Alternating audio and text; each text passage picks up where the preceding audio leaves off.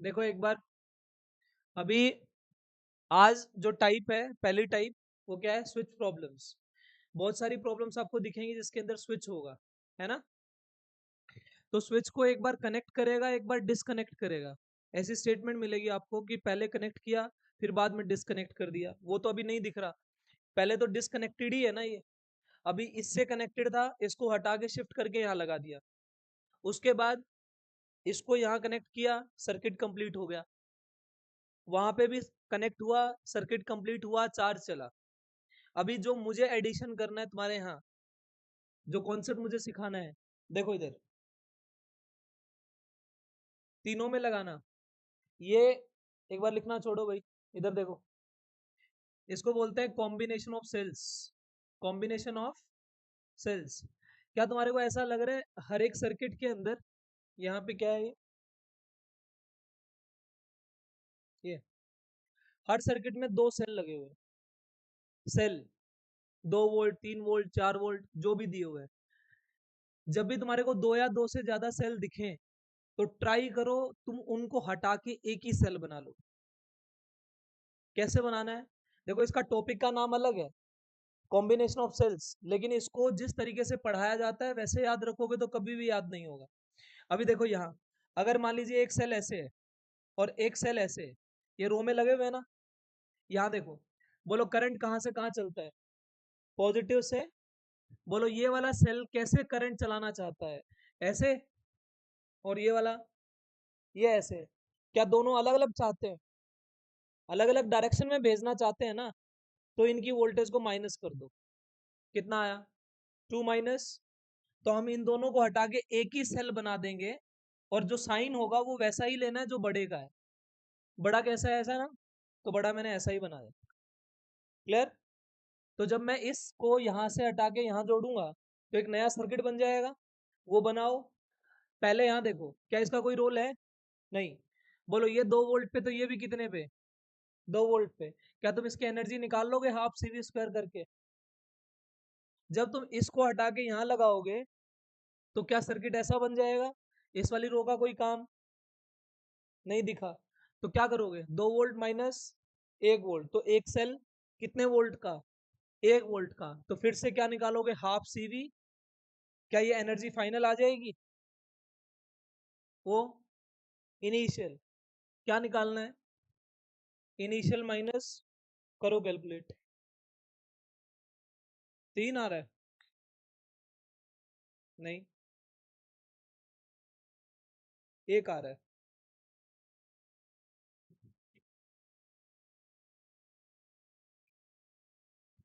जल्दी करो, energy loss निकालनी है, वर्क डन। वर्क डन निकालो। वहां इंक रखी होगी, देख नीचे। नीचे इंक रखी होगी। ये नहीं, अलग से डिब्बी रखी होगी। ट्राई करो ऐसे ही, सेकंड क्वेश्चन स्टार्ट करो। नहीं है?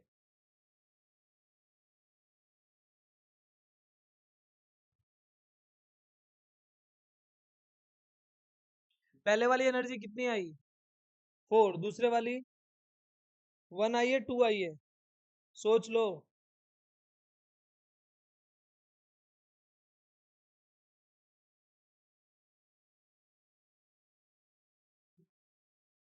क्या हीट लॉस का जो फॉर्मूला होता था वो वर्क डन बाय बैटरी भी आती थी उसमें?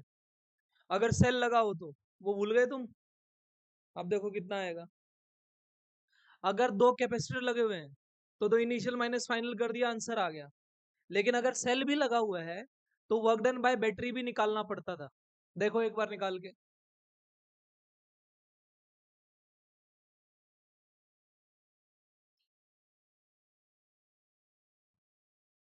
लो जी, जल्दी जल्दी देखो। लो, बोलो। इसकी वोल्टेज कितनी? 2 volt. Q equals to C V. इस पे कितना? 4 माइक्रोकूलम माइनस 4 माइक्रोकूलम। कोई प्रॉब्लम? क्या सर्किट दोबारा से बनाया? कैसा बना? क्या सर्किट एक ही सेल वाला बन गया, जिसका वोल्टेज 1 वोल्ट, प्लस माइनस ये कितना था? 2 माइक्रोफेराड। बोलो चार्ज कितना? टू, वोल्टेज वोल्टेज 1 हो गई ना, तो Q equals to C V, 2 × 1, तो +2 - 2 कितना था इस पे 4, अभी कितना है 2, तो पक्का उस 4 में से 2 निकल के आया होगा, तभी तो 2 रहा होगा ना। तो इसके यहां से कितना निकल के आया, क्या ये पॉजिटिव को आगे टकरा रहा है, तो work done by the battery और on the battery, on the battery, and work done on the battery is always negative. तो इसका वर्क डन कैसे निकालोगे, देखो इधर कितनी वोल्ट है, एक, कितना चार्ज चलाया इसने, दोनों को मल्टीप्लाई करो कितना आया 2, माइनस का के प्लस का, work done on the battery है ना, सिंबल लिखवाए थे -2, बोलो माइक्रो जूल के joule, micro joule, answer micro joule में चल रहा है। बोलो इसकी एनर्जी कितनी, half C V square, half C कितना 2, वी कितना, तो 4 हो गया, कितना आ गया 4 माइक्रो जूल आ गया।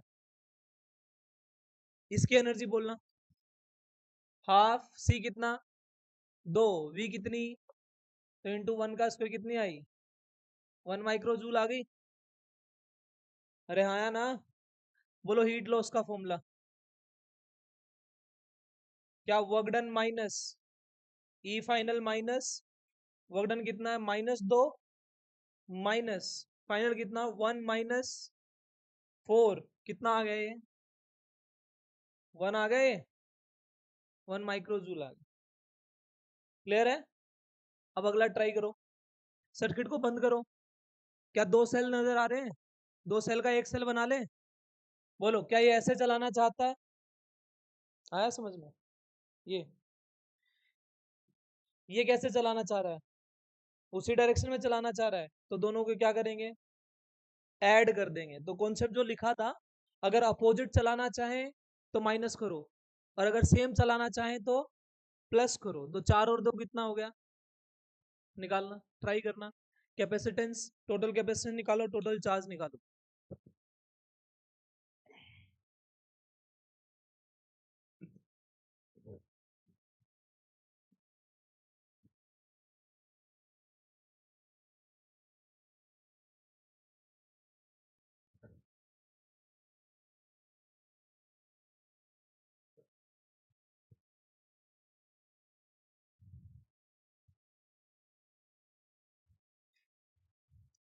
इसको इरेज कर दूं,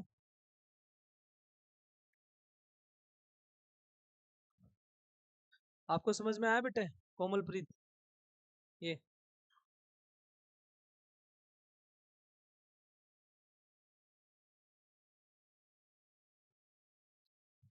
देखो ध्यान से, अगर इसको सोचा जाए, इधर लास्ट, बेटा इस वाली रो को देखो एक बार, इसमें 2 सेल लगे हुए हैं, क्या इनको हटा के एक ही सेल बना देंगे, कितने वोल्ट का 6 वोल्ट का, तो बोलो ये वाला एंड कितने पे 6 पे, ये वाला 6 पे नहीं हो गया, ये वाला एंड कितने पे 0 पे, लेकिन क्या मैं तो इसी सर्किट को सोल्व करना चाह रहा हूँ, क्या ये मैंने इसको कनेक्ट कर दिया, तो ये बोलो ये कितने पे, अगर बैटरी का मीनिंग पता है तो जल्दी लिखो, भाई ये 6 पे है, ये क्या होता है पोटेंशियल होता है कि पोटेंशियल डिफरेंस होता है, तो ये 4 कब आएगा जब 6 में से 2 जाएगा, तो क्या है 2 वोल्ट हो गया, ये तो अलग से दिख भी रहा था कि ये वाला 2 पे, तो ये वाले 2 पे, ये वाला कितने पे 2 पे, ये वाला कितने पे 6 पे, ये वाला 0, बेटा ये 0 नहीं है, देखो इन दोनों को मिला के ऐसा सोच लो, तो 6 और 0, लेकिन ये बीच वाला पॉइंट कितने पे होगा 2 पे, 0 ये भी कितने पे 0, खत्म, नहीं निकाल लोगे, बोलो पोटेंशियल डिफरेंस कितना है, अब यहां देखते हैं सबसे पहले, कितना पोटेंशियल डिफरेंस 4 वोल्ट, इसमें चार्ज कितना कितना +24 -24, यहां बोलो कितना पोटेंशियल डिफरेंस कितना 2 वोल्ट, तो ये +6 और ये -6, तो बोलो इसमें से कितना चार्ज आया होगा, अरे इधर -24 है, इधर 24 आ रहा है इधर से, और -24, ये कितना इधर से कितना आना चाहिए, मान लो इधर से 24 चल के आ रहा है, इधर कितना चला गया तो इधर कितना चला गया? 18। सिंपल नहीं है? कॉमन सेंस है। नहीं, उधर से 24 चल के आ रहा है, तभी इस प्लेट पे 24 आया। यहाँ जंक्शन आया, उसके बाद यहाँ कितना दिखा? 6। 24 में से 6 इधर आ गया, तो पक्का इधर कितना गया होगा? क्या हर रास्ते का चार्ज आ गया कि नहीं आ गया? तो पहले वाले रास्ते में कितना चल रहा? 24 माइक्रोकूलम। यहाँ कितना? 18 माइक्रोकूलम। यहाँ कितना? भले ये डायरेक्शन अलग हो, लेकिन कितना है? 6 माइक्रोकूलम। तीनों आंसर आ गए। ऐसे उसमें करना एक बार ट्राई। अब ये यही चीज मैंने ऐसे बना दी यार, लेटा दिया। कहाँ पे? हाँ, ये सॉरी उल्टा लिख दिया भाई। कितना है ये? 12 है ना ये? तो 12 माइक्रोकूलम प्लस 12 माइनस 12। 24 में से 12 इधर आ गया, तो इधर कितना गया? 12 नहीं गया? क्या था? अरे ठीक तो लिखा था बेटे। +6 था ना ये? -6। 3 × 2 = 6। मैंने सोचा तू मैंने सोचा गलत लिख रही है। मैं 6 तूने ये कर दिया मल्टीप्लाई। ये तो आंसर आया था। सही लिखा है, सही लिखा है। मैं भी कंफ्यूज हो गया। अरे कैपेसिटेंस कितना है? 3। वोल्टेज कितनी है? तो 3 × 2 = 6 ही तो आएगा इधर। ट्राई करो नेक्स्ट सवाल। ये तो हो जाना चाहिए अब। केतन बताएगा। बता। ये 10 वोल्ट, ये 5 वोल्ट, इन दोनों को मिला के कितने वोल्ट का सेल बनेगा? 15। ये ऐसे चलाना चाह रहा है यार। ये ऐसे चलाना चाह रहा है। 5 बड़ा कौन है? ये। तो इनको हटा के एक ही तो सेल बन जाएगा। कितना? 5 वोल्ट का। बोलो ये वाला कितने पे? अरे इधर देखो, ये वाला कितने पे है? तो इस बता। ये वाला कितने पे? अरे ये 5 पे है, तो ये 5 पे होगा। ये कितने पे होगा? 0 पे। अब इसका पोटेंशियल डिफरेंस 5 है। अब मैं यहां देखूं तो ये वाला एंड कितने पे? मेरे को कितना लाना है ये? 10 ही लाना है ना? तो ये 10, तो ये कितने पे है? 10 - 0, तभी तो 10 आएगा ना। 0 ये, तो ये भी। जब ये जुड़ जाएगा तो ये भी, ये भी। वोल्टेज कितनी? 10। इसकी वोल्टेज ध्यान रखना, ये वाला प्लस है ये। अरे इन दोनों में से हाई पोटेंशियल कौन? 5। तो ये वाली प्लेट प्लस आएगी, ये वाली प्लस, ये माइनस। कितना? CV। 10 × 2 = 20 +20 -20। यहाँ बोलो -10 +10, है ना? बोलो इधर से कितना आ रहा है? इधर से कितना आ रहा है चल के? 20। उधर से कितना आ रहा है चल के? माइनस है ना उधर। तो ये बोलो 20 और 10, तो इधर कितना? 30 जाएगा। फिर उधर से 20, फिर उल्टा 10। देखो इधर 30 आया, 30 में से फिर इस जंक्शन पे बटेगा, फिर 20, और उधर 10। सही है। नेक्स्ट लिखिए।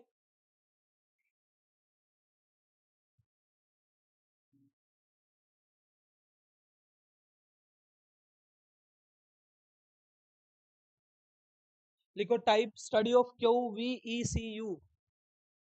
Study of Q, study of Q.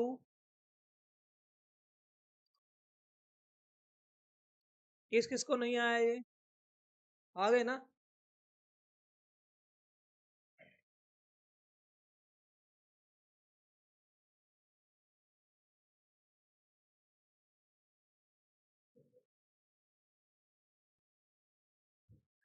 Next type. बेटा इसमें कम से कम तुम्हारे 10 से 15 सवाल कवर हो जाएंगे इस टेबल से। ध्यान दो। Study of QECUV।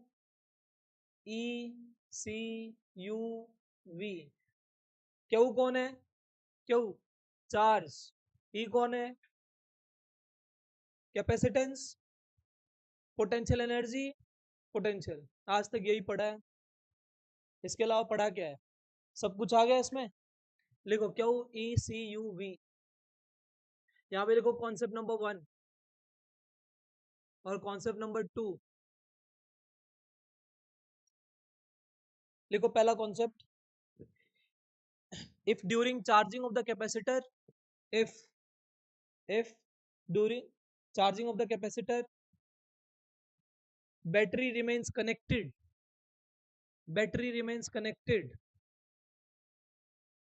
if during charging of the capacitor battery remains connected, then potential of capacitor does not change, cannot change. I repeat, if battery remains connected, v potential cannot be changed. Meaning समझो, battery क्या देती है? Battery is a source of energy, लेकिन क्या battery का एक voltage होता है? अगर बैटरी जुड़ी रहे तो वोल्टेज मेंटेन रहता है। अगर जैसे मान लीजिए 15 वोल्ट की बैटरी जुड़ी हुई है तो 15 वोल्ट ही रहेगा सर्किट में, 15 वोल्ट को आप चेंज नहीं कर सकते। अब बैटरी ने चार्जिंग कर दी, चार्जिंग करके तुमने बैटरी को हटा दिया। ध्यान से सुन लो मेरी लैंग्वेज, बोर्ड में सबसे ज्यादा क्वेश्चन यही है। आप पीवाई की उठा के देखो, battery remains connected, battery disconnected and then again connected, ऐसे बोलता है। तो बैटरी कनेक्टेड का मीनिंग क्या है? कि उसकी वोल्टेज तो चेंज नहीं हो रही। तो सर्किट में अगर 15 वोल्ट है तो वो 15 वोल्ट ही रह रही है। लेकिन अगर बैटरी डिसकनेक्टेड कर दी, इसका मतलब बैटरी अपना काम करके चली गई, बैटरी चार्ज करके चली गई, उसका चार्ज चेंज नहीं होगा। तो बैटरी अगर हटा दी जाए तो क्या चेंज नहीं कर सकते तुम? क्यों? और अगर बैटरी जुड़ी रहे तो क्या चेंज नहीं कर सकते? वी। तो बैटरी कनेक्टेड, पहला क्या था? बैटरी कनेक्टेड है, तो यहां से क्या पड़ा? V can not be changed, V can not be changed. Concept number 2 बोलो जल्दी। Battery disconnected. अच्छा, ये कब की बातें हैं? जब तुम्हारा कैपेसिटर चार्ज हो रहा है, तुम्हारी बैटरी जुड़ी हुई है, बैटरी कैपेसिटर को चार्ज कर रही है, तो उसका, उस कैपेसिटर का क्या चेंज नहीं कर सकते तुम?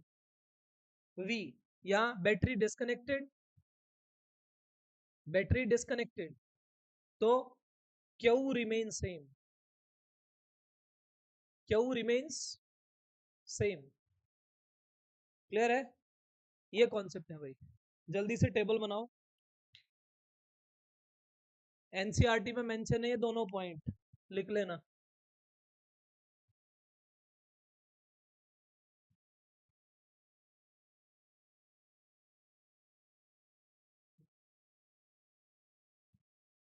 देखो एनसीईआरटी का सबसे बड़ा प्रॉब्लम यही है, अगर आप उसको खुद से पढ़ोगे ना, आप उसको कभी भी इंटरप्रेट नहीं कर सकते इस लेवल पे। हायर क्लासेस में जाके तो एक अंडरस्टैंडिंग लेवल बन जाता है। जब हम 12th में थे तो हम भी इसको ऐसे ही कभी एनसीईआरटी उठाई नहीं, क्यों? समझ में ही नहीं आती। पहली टेबल बनाओ भाई। ओए, केस नंबर 1, इसमें डालो बैटरी कनेक्टेड, बैटरी कनेक्टेड, जिससे पूछू वो आंसर बताएगा। सिर्फ टेबल बनाओ।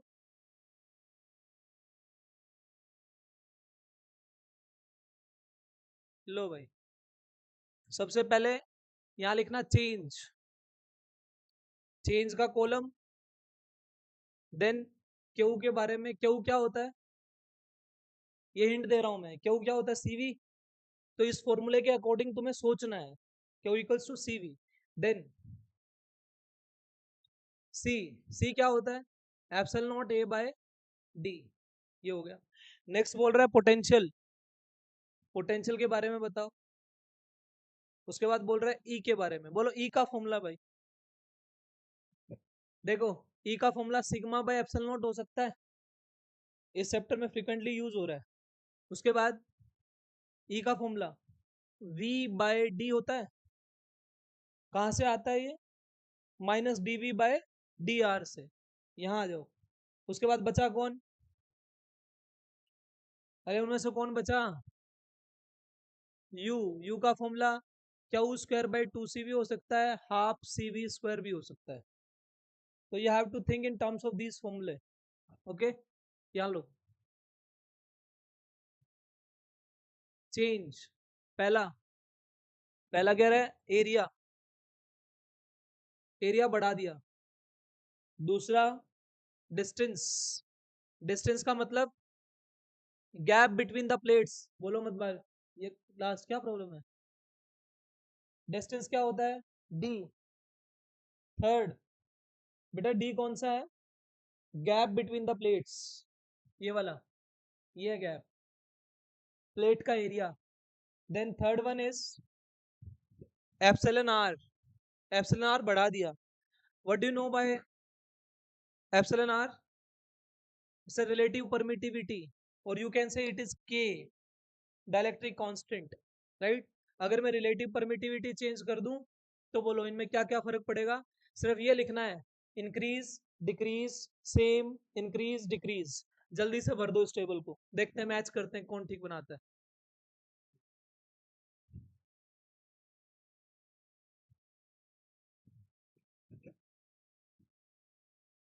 हाँ डिस्टेंस डिक्रीज किया भाई, बेटा डी डिक्रीज कर रहे हैं हम। अच्छा एक इधर देखो एक बार, मैंने ये रैंडमली इंक्रीज डिक्रीज लिखा है, आप भी रैंडमली लिख सकते हो। जैसे मैंने अभी इंक्रीज वाला ले लिया, आप डिक्रीज वाले के बारे में भी लिख सकते हो। तो एक एक क्वेश्चन करा रहा हूँ, आंसर बताओ जल्दी। 1 2 3 4 5 15 सवाल। सबसे पहले जब भी एरिया चेंज करो, देखो इधर, whenever you confront with such type of questions always think about C first। C epsilon not A by D। Battery क्या है? पहले तो इसी को भर दो। V को क्या रहे? V क्या रहेगा? सेम, ये तो बदलने वाला नहीं है। यहाँ जो क्या ये बढ़ रहा है? एक बात ध्यान रखिए, जब जब A को बढ़ाएगा घटाएगा तो ये अंडरस्टूड है कि बाकी की चीजें कांस्टेंट हैं, ना तो एप्सिलॉन नॉट चेंज हो रहा ना D चेंज हो रहा। तो सिर्फ कौन चेंज हो रहा है? ए। बोलो ए बढ़ रहा है तो सी भी बढ़ रहा है, तो इंक्रीज हो गया, ये बढ़ गया। बोलो अगर सी बढ़ गया तो, अगर सी बढ़ा तो क्यों बढ़ गया? यहाँ आ जाओ, ई के बारे में, सिग्मा बाय एप्सिलॉन नॉट। देखो इधर, क्या डी चेंज हो रहा है? क्या वी चेंज हो रहा है? जिस फॉर्मूले में कुछ भी चेंज नहीं हो रहा उसके बारे में सोचना बंद। मतलब ये वाला formula is not valid for this. अभी अभी हमारे को चेंज देखना है किसके अंदर? ई के अंदर। Now you interpret this formula sigma is Q by A epsilon naught. इसमें तो सही है। बोलो क्यू क्या हो रहा है? बढ़ ही रहा है ना, Q by A epsilon naught. तो ये क्या रहना चाहिए वैसे? ई सेम रहना चाहिए। क्यू बढ़ रहा है, ए भी बढ़ रहा है, तो क्या इंक्रीज होगा?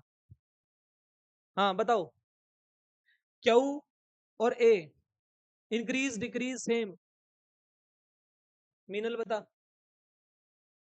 अगर ऊपर वाली चीज बढ़ रही है और नीचे वाली सारी चीजें कांस्टेंट है तो क्या मैं आंसर ई बोलता इंक्रीज? अब ऊपर वाली भी बढ़ रही है, नीचे वाली भी बढ़ रही है, तो तुम्हें ऐसा लगेगा कि क्यू ए के बढ़ाने से क्यू बढ़ रहा है, दोनों साथ साथ बढ़ रहे हैं, तो इट रिमेन्स, ये कांस्टेंट रह गया। क्या ये चीज इस वाले फॉर्मूले से ही पता लग रही थी?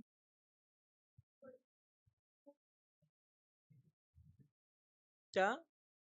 एप्सिलॉन नॉट तो बेटा मीडियम पे डिपेंड करता है, उसको उसको तो हम चेंज कर ही नहीं रहे हैं। यहाँ पे क्या रह गया? कांस्टेंट। बेटा दोनों फॉर्मूलों से, ओए, दोनों फॉर्मूले क्या बता रहे हैं, क्या रहेगा ये? यहाँ आ जाओ, क्या half C V square best है? देखो इस वाले फॉर्मूले में क्यू भी चेंज हो रहा है, सी भी चेंज हो रहा है, तो तुम्हारे लिए थोड़ा सा मुश्किल है जज करना कि यू क्या रहेगा। अभी सी बढ़ रहा है, वी क्या है? सी बढ़ रहा है तो यू भी बढ़ रहा है। बात समझ में आई? आगे लिखो जल्दी। डी के घटाने से सबसे पहले किस पे ध्यान दें? कैपेसिटेंस पे। देखो सी क्या हो रहा है? इंक्रीज हो रहा है। क्यों? डी क्या हो रहा है? तो ये इंक्रीज हुआ, अगर सी इंक्रीज हुआ तो क्यू भी। ई बोलो कितना आएगा? V by D. क्या वी कांस्टेंट है? डी क्या हो रहा है? ई क्या होगा? इंक्रीज। सही है गौरव? यू बताओ भाई दोबारा से, क्योंकि सी क्या हो रहा है? तो हाफ सी वी स्क्वायर में ये भी इंक्रीज। अगला बोलो जल्दी। एप्सिलॉन आर में कल ही बताया था, डाइलेक्ट्रिक डाल दोगे तो कैपेसिटेंस बढ़ जाएगा। ये देखो, क्या ये मेरा जो सी डैश आएगा, क्या वो के टाइम्स नहीं हो जाएगा सी से? तो इसका मतलब सी क्या हो गया, बढ़ गया। तो क्यू भी बढ़ गया। यहाँ पे, यहाँ पे V same, D same, Q और ए, एरिया चेंज हो रहा है। यहाँ एरिया चेंज हो रहा है क्या? यहाँ क्यू बढ़ रहा है, ए कांस्टेंट एप्सिलॉन नॉट बढ़ रहा है। तो दिक्कत है, यहाँ देखें वी और डी क्या रहेगा, सेम या इंक्रीज। नेक्स्ट लिखो जल्दी। केस नंबर 2 बनाओ, सेम टेबल बनाओ, लास्ट वाला।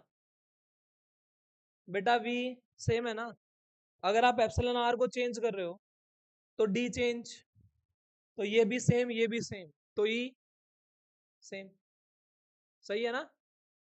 Next, case number 2, battery disconnected, battery disconnected, same table बनाओ, सेम क्वेश्चंस। क्या सेम रहेगा? हाँ हाँ, मैं डिस्कस करूंगा, रुक दो। लो जी,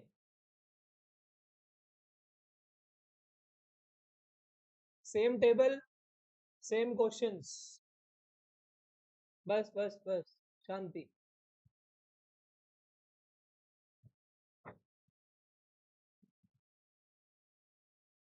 हाँ जी,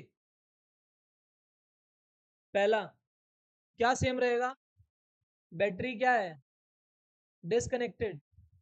अगर बैटरी डिस्कनेक्टेड है तो क्यों सेम रहेगा, तो ये तो सेम, ये तो चेंज होगा ही नहीं। यहाँ आ जाओ, देखो, बैटरी डिस्कनेक्टेड की, तुमने एरिया चेंज करके देखा तो भी क्यों सेम है, तुमने डिस्टेंस चेंज करके देखा तब भी क्यों, मीडियम चेंज किया तब भी क्यों सेम है। तो टाइप किसके बिहाफ पर बन रही है, बैटरी कनेक्टेड है कि नहीं है। क्लियर?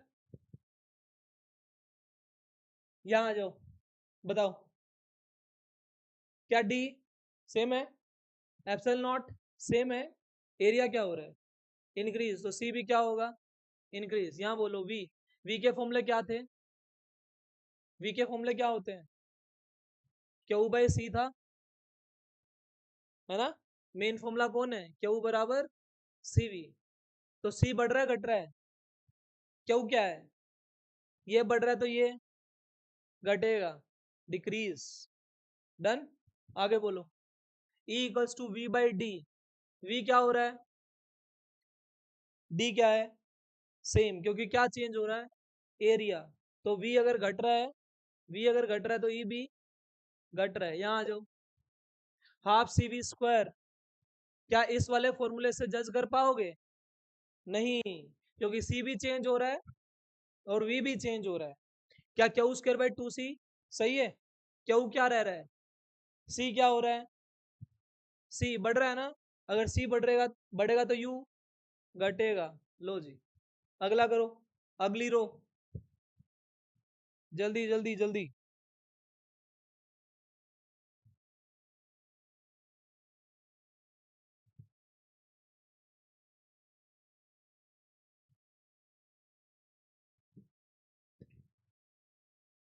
देखो, हर टीचर का ना अपना अपना तरीका होता है कराने का, यही यही सेम चीज क्वेश्चंस के थ्रू भी कराई जाती है। अब मैंने तुम्हें बता दिया, क्वेश्चंस में ऐसे ऐसे चेंज करके देगा और ये लाइन लिखेगा कि बैटरी कनेक्टेड है कि नहीं है, बैटरी डिस्कनेक्टेड हो गई कि नहीं हो गई। इसको बेस मान के इन चीजों को नोटिस करो एंड अकॉर्डिंग टू दिस फॉर्मूले थिंक अबाउट दैट। सिंपल है ना? टीचर से हमेशा स्टेप्स में सोचना सीखा करो, कैसे सोच रहा है वो। नेक्स्ट बताओ, बताओ भाई दिव्यांश। डी घटा दिया, बढ़ेगा तो सी बढ़ेगा, सी बढ़ेगा तो ये घटेगा, ये बोलो, सोच लो। डी, डी क्या हो रहा है, डी कम हो रहा है, V sigma by epsilon naught, Q by epsilon naught. ये वाला फॉर्मूला ठीक, ये वाला फॉर्मूला ठीक? सोचने के लिए। ऊपर वाला Q same, A same, epsilon not same, तो सेम। अगर फॉर्मूले में जितने फैक्टर्स आ रहे हैं सारे के सारे चेंज हो रहे हैं तो वो फॉर्मूला सोचो ही मत, दूसरे फॉर्मूले पे स्विच हो जाओ। फिर सोचो कि उसमें बाकी सारी चीजें कांस्टेंट है, एक भी कांस्टेंट मिल जाए वो फॉर्मूला सही है। क्या बोला है? एक भी फैक्टर कांस्टेंट दिखे वो फॉर्मूला सही है। यहां आ जाओ इधर, हाफ सी बी स्क्वायर लगाऊं कि वो लगाऊं? सी चेंज हो रहा है, वी चेंज हो रहा है, सारे ही चेंज हो रहे हैं, फॉर्मूला कोई काम का? ऊपर वाला क्यू सेम, सी क्या हो रहा है? सी बढ़ रहा है तो यू कम होगा। अगला बोलो, बोलो। डाइलेक्ट्रिक डालने से सी क्या होता है? बढ़ता है। कितने टाइम हो जाता है?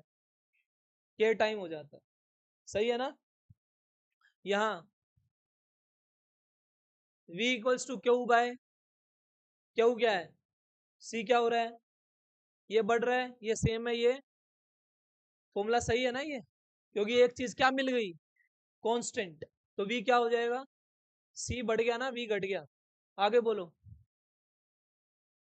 E equals to V by D. v क्या हो रहा है? v तो घट रहा है, d सेम है। यहां तो सोचो, Q by A epsilon naught, epsilon naught क्या हुआ? क्या Q same, A same, epsilon naught, तो वो कम हो गया। सही है ना? अगर इस वाले फॉर्मूले से सोचते तो डी सेम, वी घट रहा है, तो वी घट रहा है तो ई भी घट रहा है। सही है ना? उसके बाद ये बोलो, हाफ सी वी स्क्वायर सही है क्या? क्योंकि सी भी चेंज हो रहा है, वी भी चेंज हो रहा है। ये सी क्या हो रहा है? बढ़ रहा है। अगर सी बढ़ रहा है तो यू डिक्रीज हो रही है। समझ गए? एनसीईआरटी में क्वेश्चन देखोगे आपको ऐसे ऐसे क्वेश्चन दिखेंगे। एनसीईआरटी की एक्सरसाइज में क्वेश्चन देखोगे, similar questions, similar not exactly same. Next लिखिए।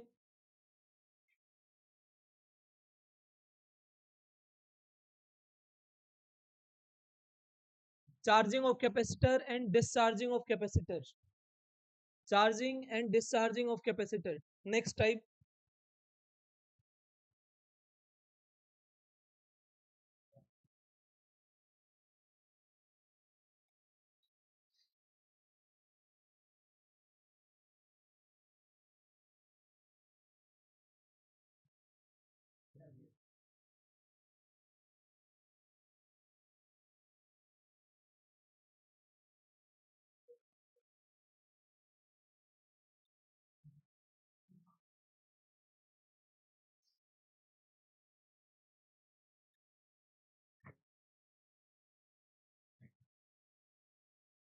हेडिंग लिखो। हाँ जी, आता तुम्हारे को कोई topic? Charging and discharging of capacitor नहीं किया?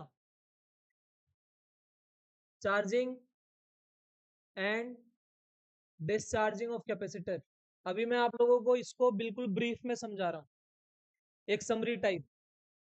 अभी इसको एलोबोरेट करके नहीं समझा रहा हूँ। नेक्स्ट क्लास में जब एलआर सर्किट होगा तब और अच्छे से समझ में आएगी, लेकिन उससे पहले भी करेंगे। लेकिन अभी क्वेश्चंस करने के लिए सिर्फ आइडिया ले लो क्या होता है। एक बात बताओ, अगर मान लीजिए आपके सामने ऐसा सर्किट है,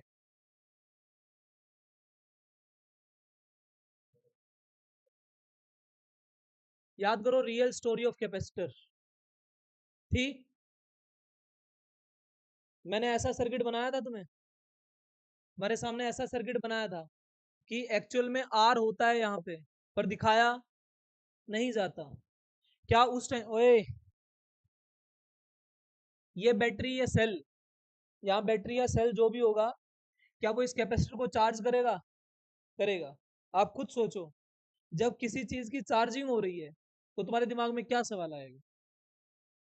बताओ 5 सेकंड के बाद कितना चार्ज हो चुका है, ऐसा ही सवाल होगा ना, बिल्कुल बेसिक सवाल। आप इसको चार्ज कर रहे हो इससे, मान लीजिए आपको 20 सेकंड तक ये ऑन रखना है, जैसे मान लीजिए ये स्विच है और आपने इसको 20 सेकंड तक ऑन किया और आपसे पूछा गया बता जब 11 सेकंड हो चुकी थी तो इस पे कितना चार्ज जा चुका था। सवाल समझ में आ गया? यही बनेगा ना सवाल। क्या जब ये फुली चार्ज हो जाएगा तो ये लीक आउट करने लगेगा? याद करो मैंने रियल स्टोरी और कैपेसिटर का प्रिंसिपल, एक बाल्टी का एग्जांपल लिया था। यार बाल्टी अगर पानी से भर जाएगी, उसकी कैपेसिटी फुल हो गई, क्या वो लीक आउट करना शुरू नहीं कर देगी? वो सरफेस से बाहर आने लग जाएगा पानी। अब ये फुल्ली चार्ज हो जाएगा तो ये क्या करेगा? डिस्चार्ज। फिर वही सवाल बनेगा, बताओ क्या बताओ कि 5 सेकंड के बाद इस पे कितना रह गया या कितना लीक आउट कर गया। सबसे पहले क्वेश्चन फ्रेमिंग देखा करो एग्जामिनर की, क्यों कैसे सवाल पूछेगा।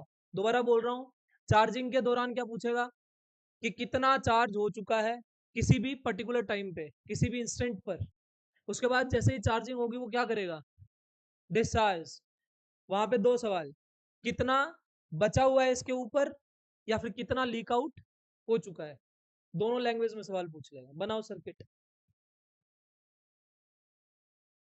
सिर्फ फॉर्मूले लिखवा रहा हूं और तरीका बता रहा हूं कैसे करना है।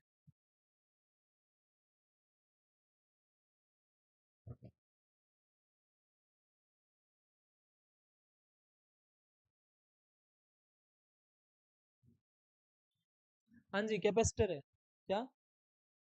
हाँ हाँ, रेजिस्टेंस भी लगाएंगे। कैपेसिटर देखो, जब भी तुम्हारी चार्जिंग आएगी कैपेसिटर की, रियल स्टोरी में मैंने क्या बताया था तुम्हें कि तुम्हारे सारे सवाल आफ्टर स्टेडी स्टेट के पूछे जाते हैं। स्टेडी स्टेट कौन सी होती है? जिसमें कैपेसिटर फुली चार्ज हो जाए। जब कैपेसिटर फुली चार्ज होगा, ये देखो, जब ये फुली चार्ज हो गया तो इसके अंदर आई कितना जाएगा? देख लो बेटा ध्यान से, कोई छोटा मोटा टॉपिक नहीं है। आई इक्वल्स टू 0, तो इसका कोई काम है नहीं। पर भाई जब तक ये फुली चार्ज नहीं हुआ था तब तक तो आर का रोल था, इसलिए आर के रोल दिखाए जाएंगे, इसलिए तुम्हारे को आरसी सर्किट दिखते हैं। क्योंकि वो चार्जिंग होने के बाद की बात नहीं कर रहा, वो चार्जिंग हो रही है तब की बात कर रहा है। अभी चार्जिंग हो रही है, कौन कर रहा है? ये कर रहा है। अब यहाँ पे देखो कितने आर आ गए, एक आर भी आ सकता था और 10 आर भी आ सकते हैं। लिखो formula, Q equals to Q max 1 - e⁻⁻t/r equivalent into C. अब ये देखो, जब तुम फाइनली इस ई को निकालोगे मैथ्स वाले भाई, सबसे पहले मैथ्स वाले व्यू देना इसके ऊपर। जब भी एक्सपोनेंशियल का फंक्शन आता है, इधर इधर एक्सपोनेंशियल का फंक्शन आता है, इसको सीधा करने में लोगैरिथम बनता है कि नहीं बनता है? तो इसके आंसर लोगैरिथम में दिखेंगे ही दिखेंगे, है ना। ये क्या टाइम है? इस टाइम के बाद तुम्हारे को इसके ऊपर कितना चार्ज दिखेगा?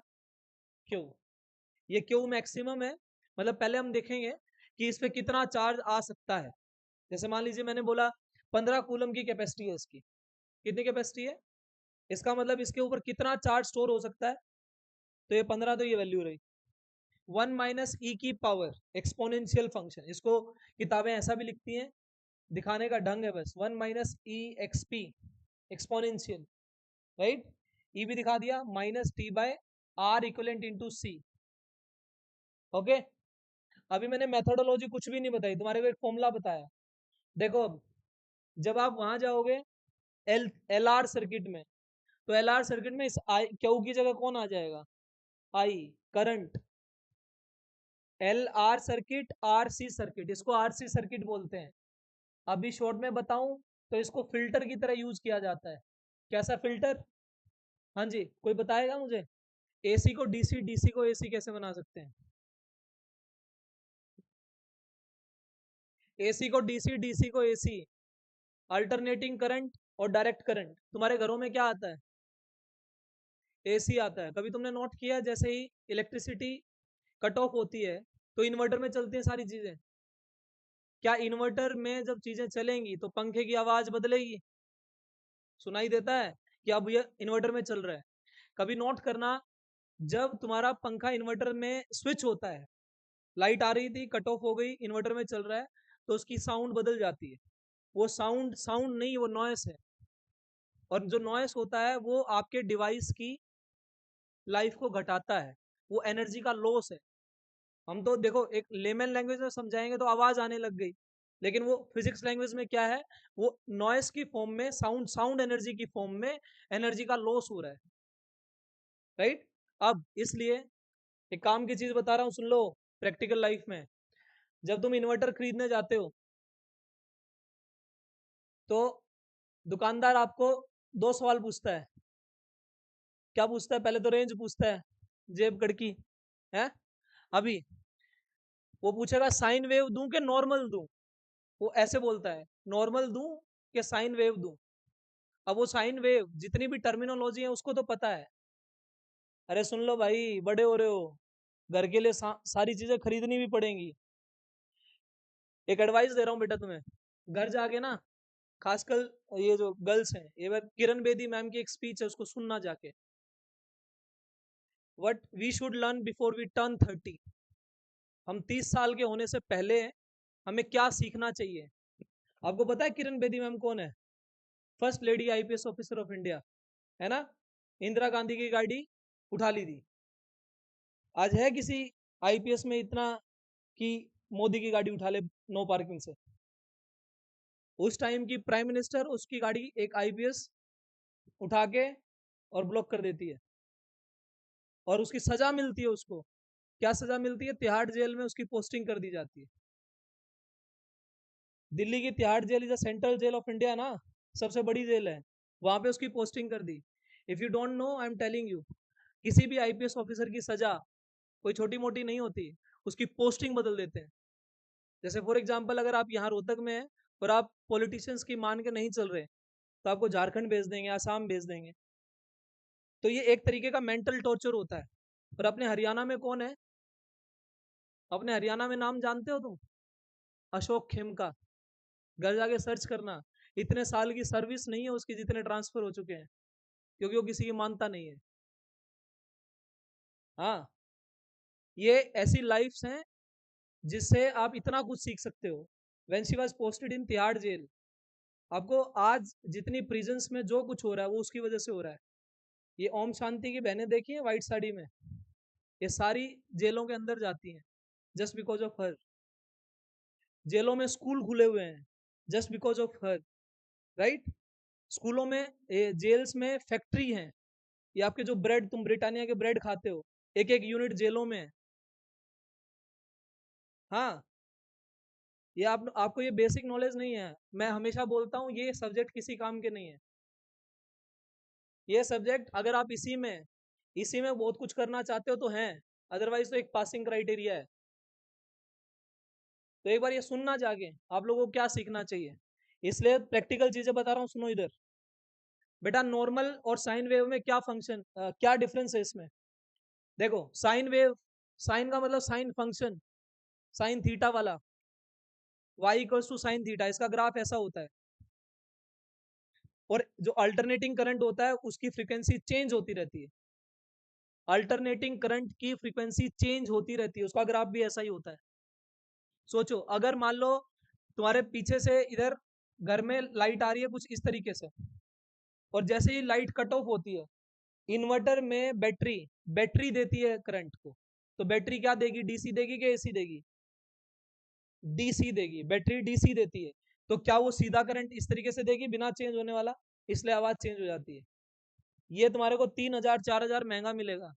ये क्या करता है, जैसे लाइट कट ऑफ होती है, तुम्हारी लाइट को जो डीसी बनने वाली थी उसको ऐसा ही बना देता है, और तुम्हारे को पंखे की आवाज भी नहीं सुनाई देगी कि वो इन्वर्टर में चल रहा है। और इससे आपके डिवाइसेस की लाइफ जो है वो अच्छी होती है। क्लियर है? यहाँ देखो, तो क्यू इक्वल्स टू दिस, जल्दी से लिखो, फटाफट फटाफट लिखो इसको, 6 बज गए। उतारो एक बार, शॉर्टकट लिखो, shortcut, last point of today's class, shortcut लिखो। फर्स्ट पॉइंट, अच्छा ये क्यू मैक्सिमम होता कब है? जब कैपेसिटर फुली चार्ज हो जाए। और ऐसा कब होगा? हाँ भाई, बता। टी इक्वल्स टू इन्फिनिटी का मतलब, अगर टाइम इन्फिनिटी, टी अगर इन्फिनिटी हो जाए, इसका इसका एक फिजिकल मीनिंग बताओ बेटा। इन्फिनिटी नाम की कोई चीज, इन्फिनिटी जहां भी आ जाए वो अननोन है, और यहाँ पे अगर टाइम इन्फिनिटी हो रहा है तो ये चीज दिखाती है कि बहुत ज्यादा समय बीत चुका है, और बहुत ज्यादा समय बीत जाने पे तो कैपेसिटर फुली चार्ज हो ही जाएगा ना। तो at T equals to infinity, T equals to infinity, capacitor is fully charge, capacitor is fully charge.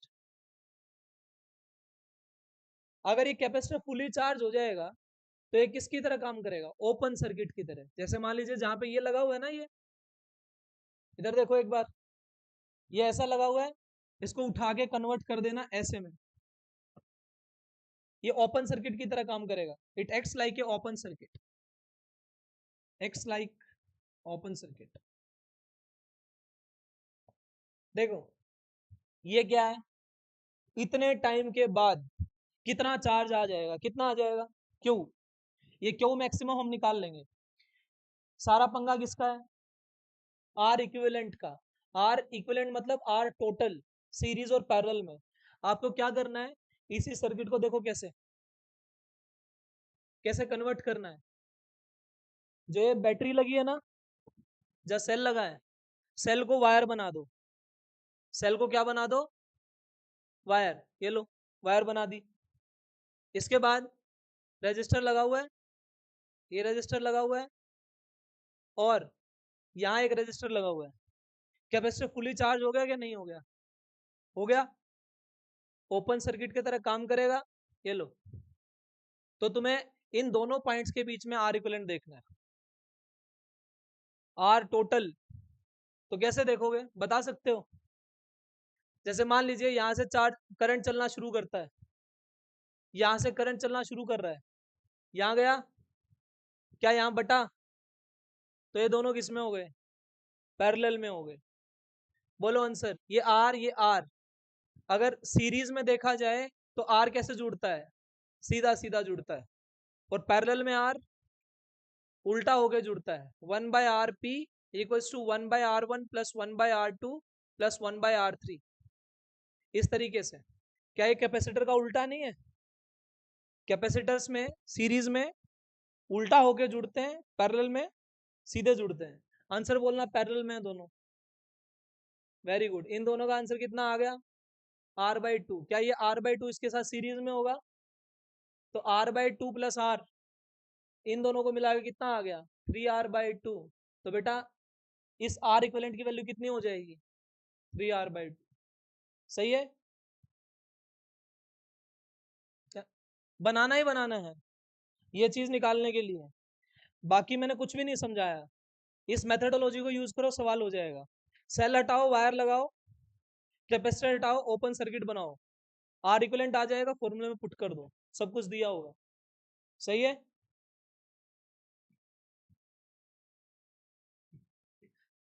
अच्छा एक लास्ट पॉइंट बेटा, वेट वेट, अभी जाना नहीं है।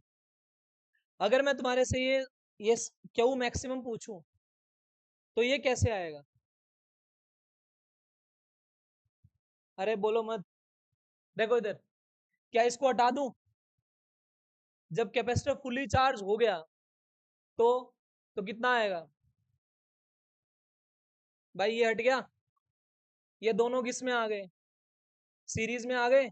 इसका तो कोई रोल ही नहीं, इधर सर्किट ही पूरा नहीं है, वायर बीच में से टूट गई, तो इसका कोई रोल नहीं है। तो बेटा यहाँ पे देखो, ये कितने पे, वी पे, ये कितने पे, जीरो पे। आर आर, सर्किट में टोटल वोल्टेज कितनी, वी, रेजिस्टेंस कितना, 2R। ओए नहीं यार, सारा मूड टूट जाता है। आई इक्वल्स टू V/R होता है, V इक्वल्स टू कहां से, IR से। तो I इक्वल्स टू V/R, बोलो R कितना, 2R, तो V बाय, तो I आ गया, तो कितना करंट जाएगा इसके अंदर, V/2R, मैक्सिमम करंट। बोलो ये वाला एंड कितने पे होगा, अगर इसमें V/2R है तो पक्का ये V/2 पे नहीं होगा, तो ये V/2 पे नहीं होगा, तो ये 0 पे नहीं होगा।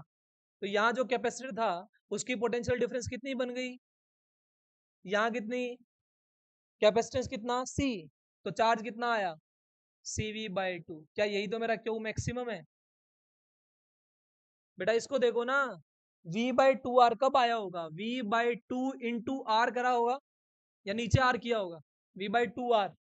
पोटेंशियल डिफरेंस कितना है V/2, आंसर कितना आया CV/2।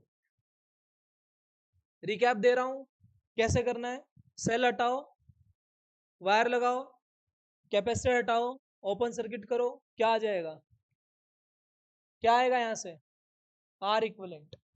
सिर्फ कैपेसिटर हटाओ और बैटरी से पोटेंशियल लिखो, सबकी पोटेंशियल लिखोगे, पोटेंशियल डिफरेंस आ जाएगा। पोटेंशियल डिफरेंस आने से C के साथ मल्टीप्लाई कर दो, क्या आ जाएगा, और ये जो Q आएगा ये कौन आएगा, Q मैक्सिमम। ये क्या सिखाया है, चार्जिंग। क्या रह गया, जाइए।